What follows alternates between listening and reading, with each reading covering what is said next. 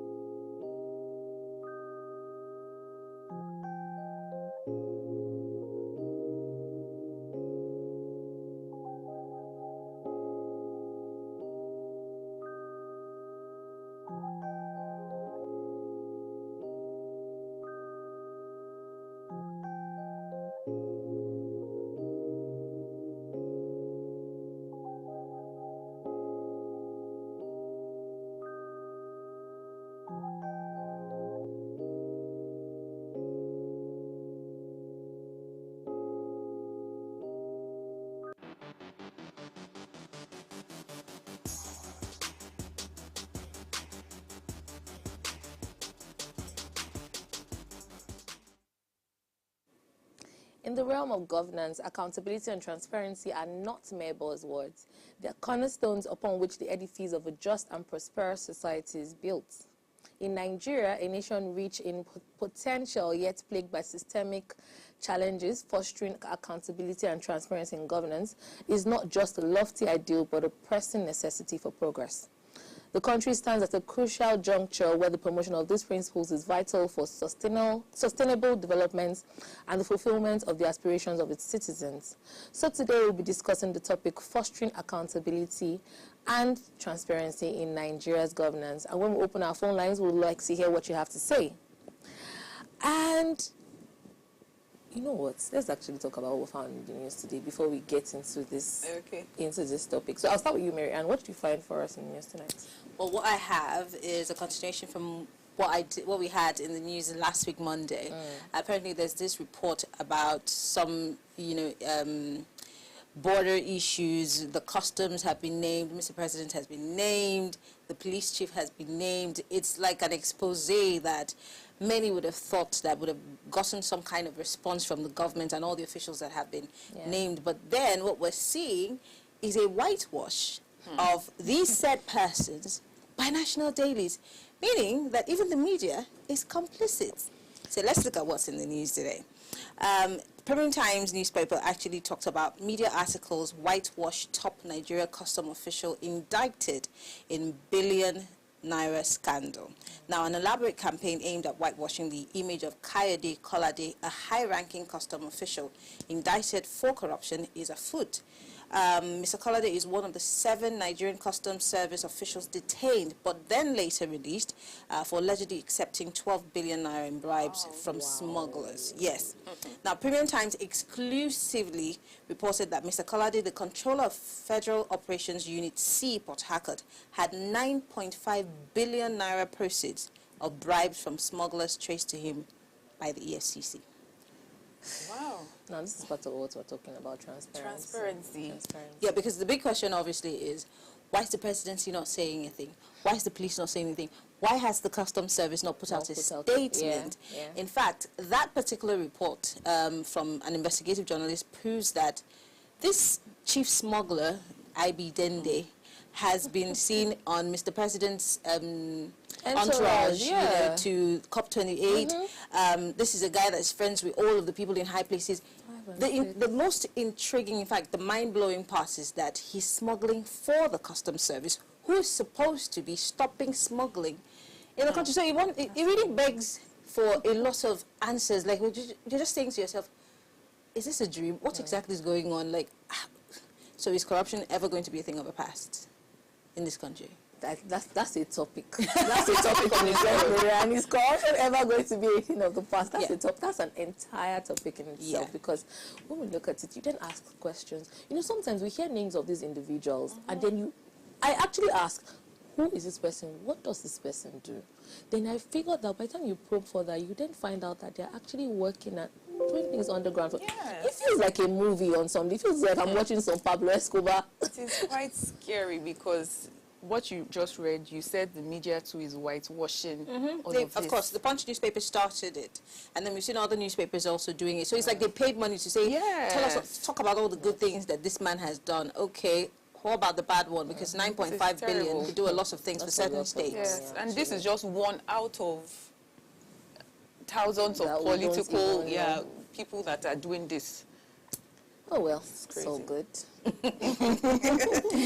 what did you find for us in the news Okay, so the Oyo State government has banned the use of styrofoam for food services, storage, and other related purposes. So recall the Lagos State government recently banned the use of styrofoams in Lagos because it poses as a threat to human lives and also the environment. Is harmful to the environment. And also what I love about this is they've already commissioned a task force that is assigned to oversee that people are actually doing these things, which is really great. I'm glad that the Lagos State government started this. I think Abia State government too are also looking into this. And I just really hope that other states within the country also imbibes this, because, I mean, when these foams are disposed, the chemicals, they actually affect and, you know, they poison our water, the things that we drink, you know, the things that we eat, and it's really, really not good. So I'm glad that, I just really hope that it's not a, let's put it in the news thing. I really, really hope that you're going to actually enforce it and make sure that people stop using this, because it is for our good, actually. I have a contrary opinion. Oh, really? I would like to hear that. me. So I've done my research. When the Lagos State government did it, I'm all for it because I love the environment and I'm one of those advocates for, you know, clean air and all of that. But I think that it should have been phased. It should have been staggered. I know that they've been talking about it, but then it's not enough to just say we're enforcing it. The businesses that are built on the back of the styrofoams, the shops that basically just sell those things, it can be staggered. For example, Seattle is one of the most eco-friendly states in the United States, and in that city you don't carry nylon bags. There's no plastic. It's no plastic, so you go with your own bag from your house to the shop. And they don't have that kind of problem. Now there's certain other states, about 15 states in the United States, who have also banned it, but they've staggered it. They've given people 6 months notice, so that after 6 months, we don't want to hear shitbed mama run. No. So, you know, everybody will follow suit. But I think that in Nigeria, we're very quick to make rules. We make rules, but we don't follow through. That's the so problem. my issue is to follow through. Because I've seen this happen over and over again. The only time, and the only thing I can point to is Cross River State Governor Donald Duke at the time. He followed through, and that's why till tomorrow, no matter how bad the last government was, it's inbred in the Calabar people not to throw that anywhere, because it's been ingrained into their system. So, but Lagos State government has to go beyond that. Again, we also have to do something that they do in other parts of the country, even like Rwanda. Sort through your trash. You don't put everything together. Bottles need to go in a different bag. Plastics need to go into. So we need to educate ourselves and do that reorientation. If not, It's just another political thing. I think Miriam just spoke my mind, because I was going to say that we just wake up and then we have all those reforms and policies, and then we're not even, it doesn't work that way. The same way they came and banned motorcycles. So what's supposed to happen after banning the motorcycles? Exactly. You don't just come and ban things and not create an alternative, right? So I think the government needs to do better in that aspect. But yeah, speaking about the environment as well, Lagos State government is vexing. So the government destroys illegal structures in Lagos community, and this one actually affected an area that I'm quite familiar with, the Jakonde and the Mayegun area. I know that they are quite, in fact, the shanties in that area, oh my goodness, but you know, again, speaking about phasing things out, I then asked myself, because I saw the videos, and they actually destroyed, these people live in, I don't know how they do it, they build like houses or bachas, right, out of wood and polythene bags and tarpaulin and all those things. They came and they tore the entire thing down. So I asked, so where are those people going to go to? They'll set up shop someplace else. And they're just going to keep pushing them further, because guess what? These things started from VI. They came from VI, Oniru, Ikate, Jakonde, and then they're going to keep going like that till they get to Ekpe. So is it that every 2 years you're going to keep chasing them away? I mean, there's... we have a housing deficit. We have a housing deficit problem in Nigeria. We have a housing deficit problem across the world. Yeah. But in Lagos especially, it's because different states across the country have refused to make their cities, their capitals, an economic capital of sorts. And so everyone, when they say they're moving to the city, they're not moving to the city in their state, they're going to Lagos. Yes. Because Lagos is the big apple. Yes, there is a New York, which is a big apple, but then there's an Atlanta, there's a DC, because those states have decided that they're going to create businesses. Yes, and we don't have that. So everybody runs to Lagos. And so Lagos is bursting into Ogun State, is bursting. Yes, and so there's nothing really that Lagos State government can do. States also have to come up, step up and, start creating opportunities. Other states need to do better. That's just what this means. Okay, well, today is International World Plumbing Day. And it's initiated by the World Plumbing Council. It's usually held on the 11th of March every year to recognize the important role that plumbing plays in societal health and amenity. We can't imagine. Do you know that that's one thing that can frustrate me so much in my house? The minute my plumbing system doesn't work. It feels like everything is about to go wrong. I'm like, why is there no water flowing? Why is the toilet? What is going on? I'll just feel like running away from the house completely, right? Yeah, so shout out to the plumbers. I know, we celebrate you guys. Through its member countries and its partnership with bodies like the World Health Organization, the World Plumbing Council works all year round to promote the benefits of safe plumbing. Okay, now before we continue the conversation for tonight, we're going to go on a short break, and when we come back, we'll dive right into the conversation. Stay tuned.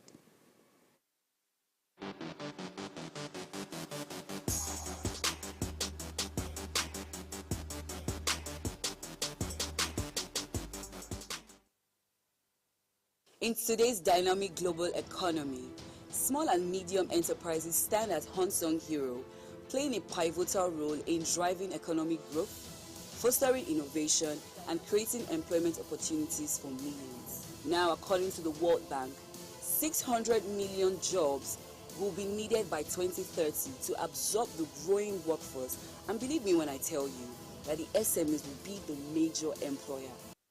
My name is Oluwadamilola Ibitoye, and I'm on a mission to uncover and reveal the stories of incredible entrepreneurs.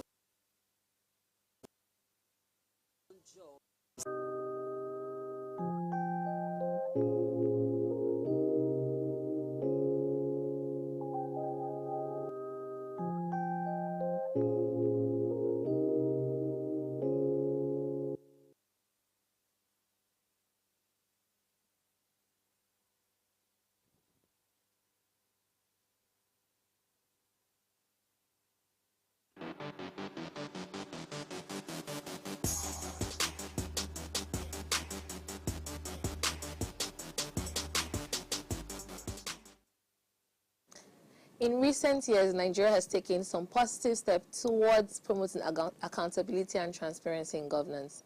the establishment of agencies such as the Economic and Financial Crimes Commission and the Independent Corrupt Practices and Other Related Offences Commission demonstrates a commitment to combating corruption.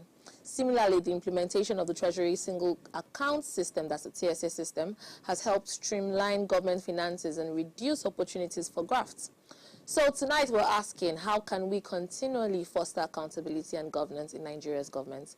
Please let's hear what you have to say. Remember, you can join the conversation. Send us an SMS or WhatsApp to 081-8038-4663, 081-8038-4663.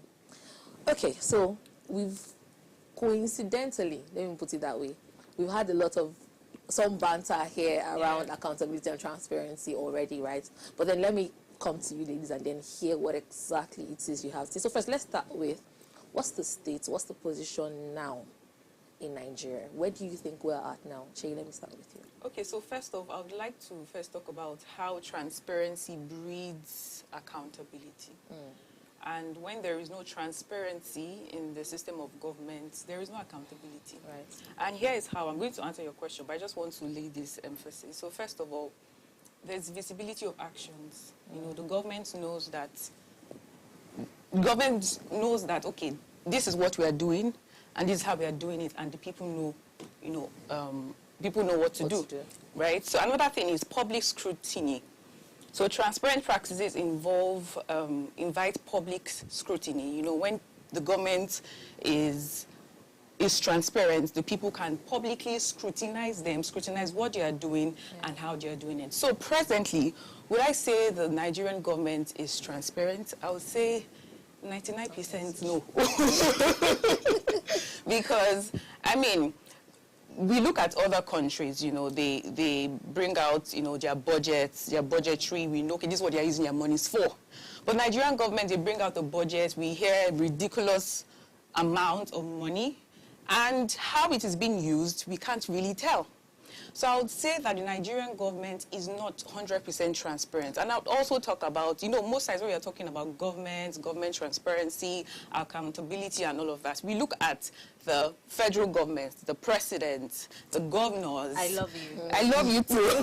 We look at all those people in high places, whereas we do not look at the grassroots government, the local government. Yeah. I can put it to you that if we ask our audience now, who is your local government chairman? You don't know. And that is where it starts. Absolutely. You cannot ask for transparency without asking it from the grassroots. So what are the grassroots people doing? Most times on my street, I just see, during elections, that's when I just see banners, I just see different names. Okay, who is this person? Oh, so most times I will hear, oh, this person was, you know, he was this, I'm like, from where? Where did you come from? So I just want to make mention that transparency should not just start from the top. It should start from the grassroots. And like I said 99%, but now I would say 100%, I would say we are not transparent at all. We're not transparent at all. Okay. Okay. Thank you very much, Shay. Marianne, I'm going to come to you with another side now. Let's talk about the effort and the reforms that have been supposedly put in place, right? So we're speaking about things like the Freedom of Information Act, the TSA system, and all of that. Do you think that these systems have been effective? What are your thoughts? It's a short, simple answer, no. I'll tell you why. When we started what we call a democracy under the Obasanjo administration, he came up with the EFCC, but many would tell you that the EFCC was a bulldog for the president at the time. And we can also say, let's give the EFCC a benefit of the doubt to see if they've really necessarily done their jobs. But we've also seen that they really are the backdog of whoever is in government. We've seen a lot of media trials. We hear, they plaster the pages of the newspapers that, oh, this person is this. It's a tiny percentage of people who've really ended up in prison. The Jonathan administration came and really failed woefully at dealing with corruption. And then, of course, Buhari came and everybody thought, oh, this is the general that we need. You know, he's going to wield the big stick. And then really what happened, the vice president at the time was in charge of it, so he said, oh, you know what, come, you know, if you've stolen 25 billion, just give us 5 billion and we'll give you a slap on the wrist, you know. And so what's stopping me from stealing? I'm just going to go ahead and steal because, you know, I'm going to get a slap on the wrist. Even at that, it did not help. the EFCC we've seen goes after, in quote, allegedly, those who are against the government. And sometimes, if they go after some people who we think that they are really the people they should go after, half the time, the track runs cold. And so you go back to asking yourself, the people who want to fight corruption, are their closets empty, or do they have skeletons? And do those skeletons come alive at night? And that's why they're unable to really fight corruption. So these are questions we need to ask ourselves. We have the EFCC, the ICPC, the TSA. I feel like the TSA was made for civil servants to just block the small, you know, the small beef. But what about the big ones, like IB Dende? Ryan is not, she's not having because that really, at all. if we say, yes, I like the bottom-top approach in fighting whatever or dealing with whatever situation, but then you and I were small fish. Yeah. We don't steal. We don't even have access to the coffers. The monies that are supposed to use to help change our lives are ending up in people's pockets. These people are the ones who are able to fly out of the country when they're treating cancer or whatever, even a headache. Me and you don't. So again, I don't think we're ready. Because let me tell you why. My father used to work as a chief press secretary to a local government chairman. Every morning in that chairman's house, they're cooking big pots of food. Because why? The people who have come to collect money for their children's school fees, money for rent. What do you think the man's getting the money from? If he keeps giving, where is he getting the money from? Because we all know how much our local government chairman should actually be paid at the end of the month. Again, she said something that I love. We're quick to say, Mr. President didn't do this, President didn't do that. Do you know how much your governor takes at security vote? Who accounts for it at the end of the day? What does security vote, what do they use it to do? You don't know. They tell you that, you know, it's security, so they shroud it in so much secrecy. Which security are they fighting? Again, budgets are put out in your state. They tell you that they put it on the website. You go there, you can't find it. Let me shock you. When I was in Rivers State, an aide to the governor said to me on public radio that the reason why they've not published the budget on the website is so that they will not hack it. What? My God. How would they even? What is happening? It is in Nigeria. It's not that I'm not telling you that I heard it. He said it to me to you on live radio. So a governor in my state, I won't call his name because I'm national TV, but he knows, used to present white paper, empty paper as budget, and then he will crystallize it. You know who I'm talking about. Of course. Yes. So because we're not asking the right questions, and then we self were part of the problem. So if it's my brother, it's our turn. Are we really exactly? ever? That's a really big issue. Are we really ready to fight corruption? Because it starts with us. Thank you very much. So I like the angle we started to approach this from, right? So we've spoken about how from the grassroots we need to, so I'm hearing people need to be more politically literate, if I hear you correctly. So do you know that things as little as even knowing, like you rightly said, who your LCDA chairman is? That's far. Who's your councillor in your ward, your street? They don't know. People don't Lots know. of people don't know. So that's, I asked my colleagues, they'll say, the government, let the governor Sanwo-Olu say, Governor local government chairman, who's your councillor? Because they all came to you to ask you to vote for them. This is when you put them to work. Go to their houses, knock on their door. Sometimes they don't live in the air, they don't live there, they come from this place, they stay in hotels. Go to the hotel. Write petitions and drop it at the local council headquarters. Put them on their toes, because that's the job. They're supposed to service you first. Do you know that all these things that we're talking about, refuse packing, this one and that one, falls under the purview of local governments, but we're always asking states to do them. And that's because we don't even know. We don't read the Constitution. We don't even know what our rights and responsibilities are. So we're not ready. So you see, that's why we usually okay, I remember sometime on the show last year we had Tari Taylor on the show, right? And this was exactly what she said. And she's like, so she mentioned a particular person who I'm not going to mention the name again. And she was like, oh, that people kept complaining, and she's like, okay, you know what, I'm going to go see this person because this is the person that's supposed to be in charge of our local environment, right? And then she went day one. They said, oh no, you can't ask his way, he's sleeping. She went day two.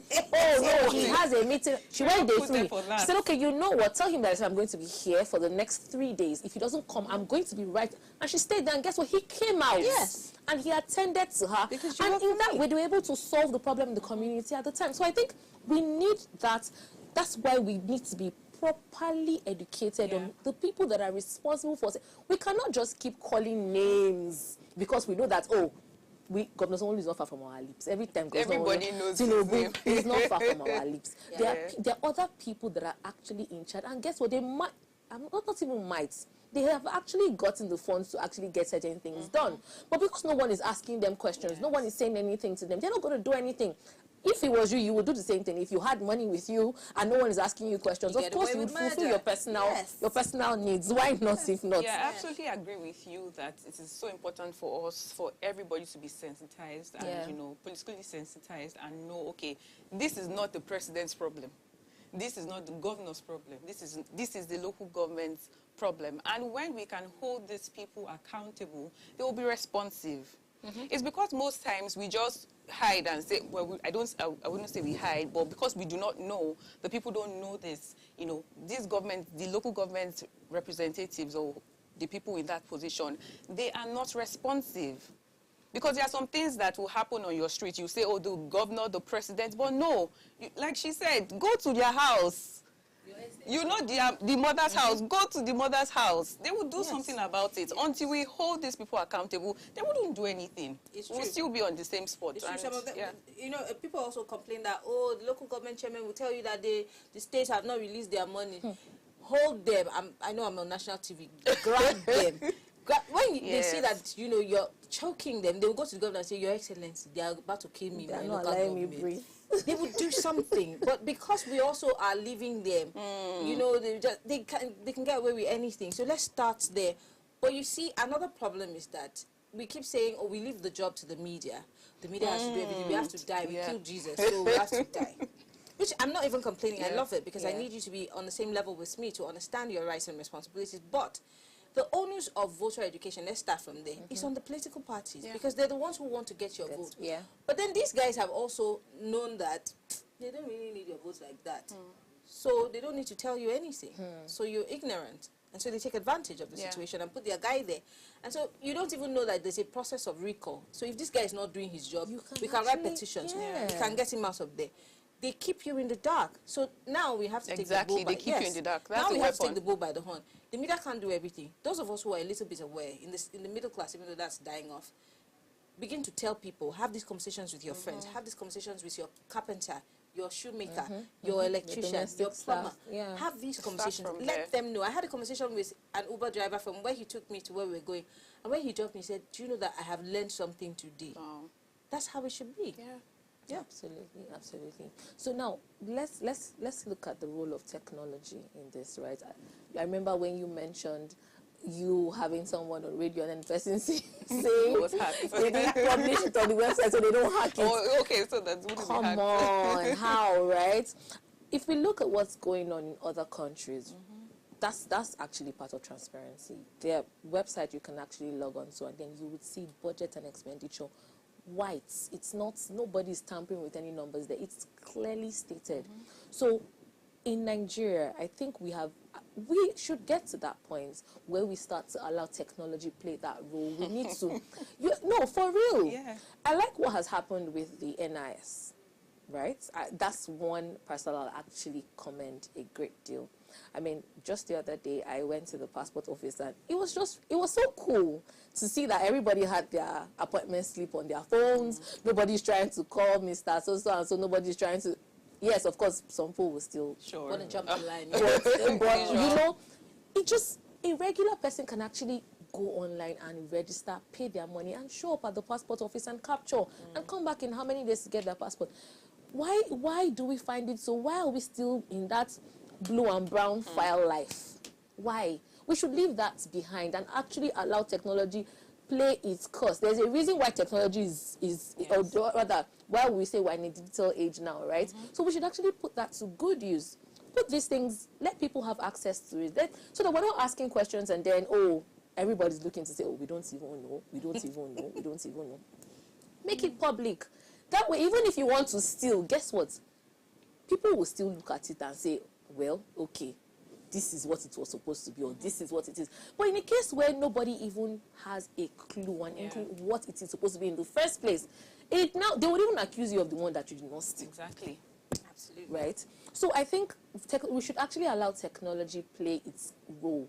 While in a digital age, allow this thing to actually play its course. That's The another question thing is that how? government. How? No, How's your network? Let's start with that. Jehovah. We have We a lot also of have to be problems. realistic. How is your network? For whatever provider it is that you have, you pay so much money, you get tacky service, and then before you know it, your data has finished. And the way data has been finishing now. Do you understand? Who's policing that? That's what I'm saying. We're paying so much for services in the 5G era, but it's not even working. Look at Pantami that made us all line up in sun and in rain to get registered, to get an NIN. Well, I didn't do that because I think when NIN came out and it wasn't obvious, I had my office, they came to my office and so they registered us. So we had that slip years ago before people started running helter-skelter. Lucky you. But I'm even saying I felt the pain of the people who went through that process. Yeah. But he told us, he sold us a story and Uhuru that, oh, you know what, with NIN, all this Yahoo, all this, the killers, the bandits, will be able to track and trace them. How many have we It's tracked? the same Pantami that went on social media and started crowdfunding. True. So it doesn't, see, how? I like to be very optimistic, right? I want to be. I'm really optimistic because when I go to other countries and I see that things are really working, and I'm not just saying West, I'm saying in this Africa. African Go to countries. Rwanda and see how they're using Rwanda. technology. Beautiful. I lived in Uganda for a couple of months. I went to school there. Before the bus takes, like, they send you a message, and they don't do it very often.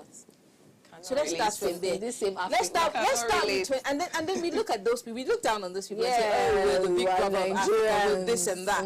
But you don't have light. So let's start with that. The basic amenities. In fact, if Nigeria has 24 hours of light, businesses will thrive. Yeah. Technology would work. But like I said, I'm sorry to be the pessimistic person on the show today. I really hate to be that person, but we're not really ready, are we? I'm with you on that, actually. I genuinely, I always say on the show, I don't think that's, let me not say I don't think, we have a lot of work to do. I think that's the right thing to say. We have a lot of work to do. And as funny as it might sound, it actually starts from us. It does. It starts from the woman that sells in the market. It starts from the carpenter. It starts from all of these artisans. Because, and it boils down to the fact that these people are not aware. They don't even know what is right. They don't even know what they are entitled to. Let's even start from there. That's why we need to have grassroots sensitizations. We need to start from the grassroots and sensitize them on what they should know and how they should do things. We should do that. Okay, there are two other angles that we're going to look at it from. But then before we do that, let's go on a quick break. We'll see you when we come back.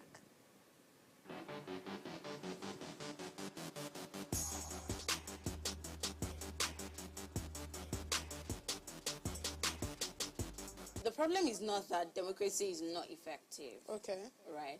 The problem is that Nigeria is yet to get the appropriateness of what democracy model that fits, serves, and recognize our unique cultural attributes. Oh, okay. That is basically what's going on right now. It's not that the democracy we have on board is not effective or is not in use or it's not in cognizance. It's just that we have not yet gotten to that point where we can really, really state the particular model, right, that works for us. Oh. It's one thing to say, I'm adopting this principle or I'm adopting this life trade from another country. But you need to understand that the cultural practices that applies there doesn't literally apply here to us also, right? That there are great and there are huge differences between the Western culture and our traditional culture.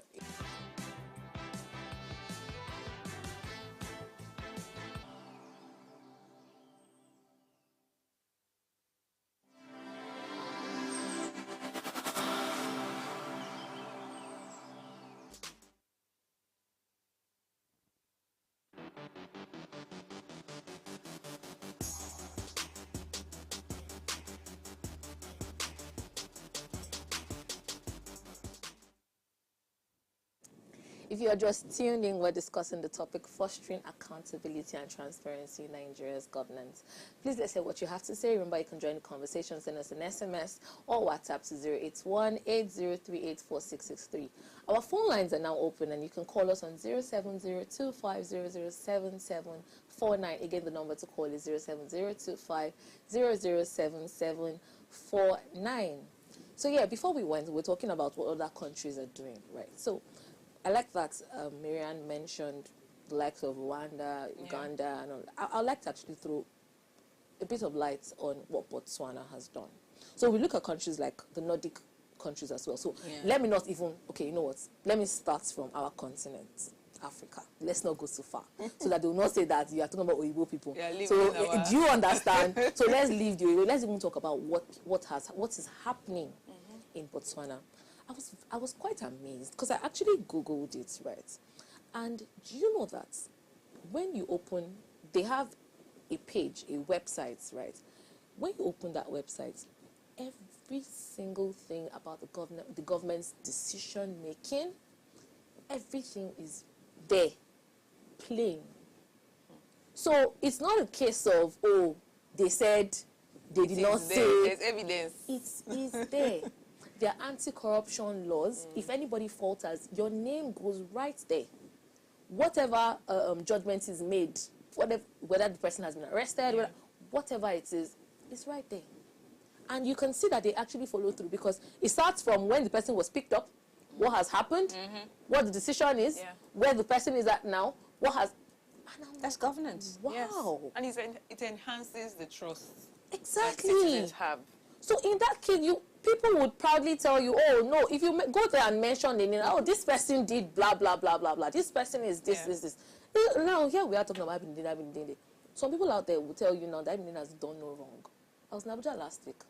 And you know, this is quite a coincidence. Yeah, they call him a philanthropist. Oh, my goodness, Miriam, you know nothing about it. I was... What? Because usually I hear his name in songs, right, where the artist called. I've always wondered, who is this person? And then I think it was his birthday, I think 2 weeks ago or something. And I was like, oh, okay, this is the guy. Then I went to Abuja and then I was hearing all sorts of things about this guy. I'm like, wait. Is this the same person? Meanwhile, when we say the president of this nation, he's right there every time. Then it now feels like, so those things that we watch in those movies, the gangs of Lagos, and I'm like, They're actually... So these things happen for real? Anyway, let me not deflect. So I was saying, we actually need to go and look at, I know that when someone starts a new job, they do this thing called orientation and shadowing. So I think in Nigeria, we need to start shadowing other countries. Let's even start shadowing our sister and brother countries. Yes. So that it's not like we're asking for too much. We start seeing who is Botswana in the grand scheme of things? They're great people. That's what I'm saying. So if they can actually get their things together, how much more Nigeria? Like, what is actually holding us back? What is stopping us from being that transparent? But then people will come back to tell you that, oh, we have a lot of problems. It boils down to personality, boils down to culture, boils down to who we are as a people. So Nigerians are naturally not like that. And I hate to... What do they mean by that? No, that's what some people would actually tell you. You know that in Nigeria, we know they do like that now. For this Nigeria, no be so they be.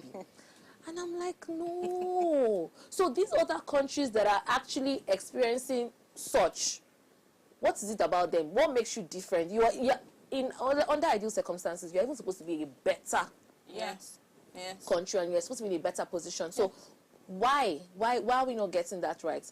Now, Botswana, let's even keep Botswana. Now let's go to, I think Singapore is the last. Let's now go to the Nordic countries. So you're talking about Norway, Sweden, Denmark, Finland. Do you know, have you, I'm sure we've seen, maybe even if we haven't been, through the programs that they even run, you can tell that they're so organized. Oh, very. Yes. So I had this conversation and do you know what the person said to me? Of course, he's in government, so I didn't expect to say anything. He said, but they're very small. I'm like, excuse me. You can't use that as See, I hate those kinds of excuses because you see, since we're talking about corruption accountability, let's go to Hadi Sirika. We had a scandal. Brought a plane, they painted it, lied to us, the plane disappeared. Oh no, I saw it. I saw it last week. So what I'm saying is, if a state, a tiny state like Akwa Ibom State, can have a carrier and it's working, it's decent, why can't a Nigerian? What is the excuse? an Abia State governor is doing something, See, it means that it can be done. It It can means that be the people done, who yeah. are in the seats of power in your state don't want to. It's either they don't want to attempt it or that their hands are not clean. Absolutely. So it's not that it can't be done. It can be done. It's so possible. what is the excuse that they are too small or they are too big? What is this thing now? and I think Nigerians, I don't know whether I would call it a problem or is a weakness or is a strength. We tolerate a lot of things. Oh, yeah. We're too tolerant. We adapt. And it's We can bad. adapt to We are nonsense. managers. We manage. And it's really bad because the government knows that, okay, 1 week they'll adapt, and next week everybody is silent, everybody is quiet, nobody's saying anything. It is our weakness and it's our strength, because I mean we can go through anything and come out fine. We don't want to be strong anymore. Well, We we're are tired tired of to be being seen that way. strong. Like, we don't want to I'm like I'm the strong. black American woman. I'm tired of being a strong black. we have to, you know. yeah. I'm so sick of it. We really need I to hold want- these I people want to be taken care accountable. of. Yes. I want my Let's be government to do what relaxed they- for how I long? want all my promises kept. For how many I want years my we've been leader to be my tolerating? leader. I want you to be the pace setter. I don't want to be my own government. I don't want to be No. my water board. I was telling someone the other day that, when I went back to Calabar, I was just so happy because I had great memories. At the time, water board water, you could drink it. You could drink it. In this part of the world, our water is brown. You are digging your water right next to a septic tank. So really, you're the one you provide your light. Your road is bad. The community puts money together to fix it because you want to be able to drive through your... So what is the government's job? Let me just give you some statistics quickly. Okay. Transparency International, in fact, what am I saying? Corruption Index for Nigeria, 2023 that just ended, we ranked 145 out of 180 countries. Wow. It's bad. It's terrible. When we talk about transparency and accountability, it even starts with us. Whose mother is that auntie that is saying, if you don't bring 1K, I'm not going to give you this file? You go sit down there, bring 1K, now 1K they be the carry go find She the even file. start from NYS. Whose uncle is that? NYC card. Posted. Do you understand? We're all part of the problem. Yeah, we are. When I was in the civil service, there was something that we called Servicom. What is Servicom today? All the civil servants. Where's Servicom? There's nothing. See, we've literally abandoned. It's the people in the civil service that show the commissioner how they used to divert the cash, how they put it invisibly inside and pad it. It's not the politicians just came. Most of them come from the private sector. So what the problem? It is ingrained in us. Yeah. If we don't start from where we stand, technology, going to the moon, Elon Musk, it will fly over our heads. Yeah. So we've actually talked about public participation and the role that the civil society actually plays Yes. in fostering accountability and transparency, right? So now let's look at the role of media. What do you think?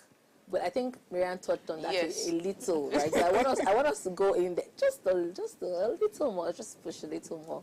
What role do you think media is playing? Do you think media is playing do I call it a good role? Do you think a positive role?